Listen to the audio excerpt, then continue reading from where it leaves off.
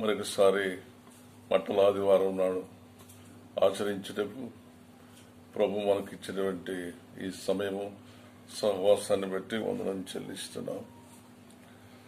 యేసుక్రీస్తు వారు యెరూషలేములో ప్రవేశించుట యోహాను సువార్త 12వ అధ్యాయము 12వ వచనం నుంచి 19వ వచనం గల వాక్య భాగం మనం ధ్యానం చేసుకుందాం.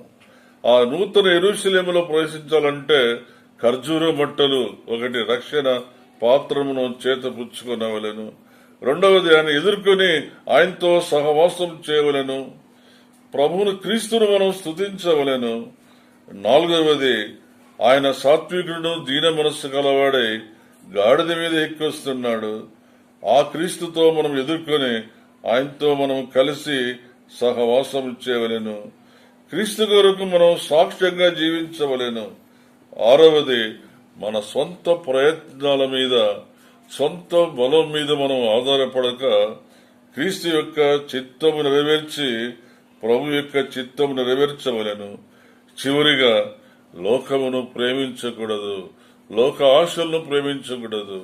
చాలా చక్కని మాట ఇక్కడ రాబడింది యోహాను సువార్త 12వ అధ్యాయంలో.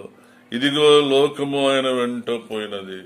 యేసు లోకం వెంట పోలేదు గాని లోకమే ఆయన వెంట వచ్చింది. మనము లోకాన్ని ప్రేమించకుండా క్రీస్తును ప్రేమించి క్రీస్తును గణపరిచి క్రీస్తును మహిమపరిచి క్రీస్తు కొరకు జీవించి క్రీస్తు యొక్క చిత్తము నెరవేర్చి మనం ఆ నూతన యెరూషలేములో ప్రవేశించవాలని ఈ మట్టలాదివారం నాడు ప్రభు మనందరినీ కూడా ఈ ఆత్మీయ సత్యములతో మనలను సందర్శిస్తున్నాడు. దేవుడు మిమ్మల్ని దీవించును గాక. మరొకసారి మీకందరి కూడా మట్టల ఆదివారం యొక్క శుభములను తెలియజేస్తున్నాను. దేవుడు మిమ్మలను మీ కుటుంబాలను బహుగా దీవించును గాక.